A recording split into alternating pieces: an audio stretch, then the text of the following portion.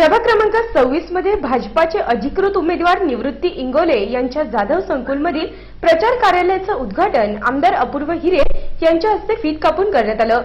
निवृत्ती इंगोले यांनी आमदार अपूर्व हिरे यांचं शाल पुष्पगुच्छ देऊन स्वागत केलं। यावेळी अपक्ष उमेदवार शशिकांत टेळे यांनी निवृत्ती इंगोले यांच्यासाठी आपली उमेदवारी मागे घेत असल्याचं सांगून इंगोले यांना पाठिंबा दिला। आणि त्यांचं काम पाहून आणि मतांची विभागणी न व्हावी पण बीजेपीचाच उमेदवार कसा निवडून येईल यासाठी मी माझा जाहीर पाठिंबा निवृत्ती अण्णा इंगोले यांना।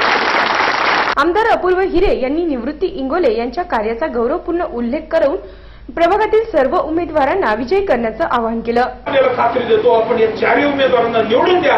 आपल्या प्रभागाचा कायापालट या 5 वर्षांमध्ये मी करून दाखवीन एवढंच म्हणजे आपल्या सगळ्यांना सांगतो।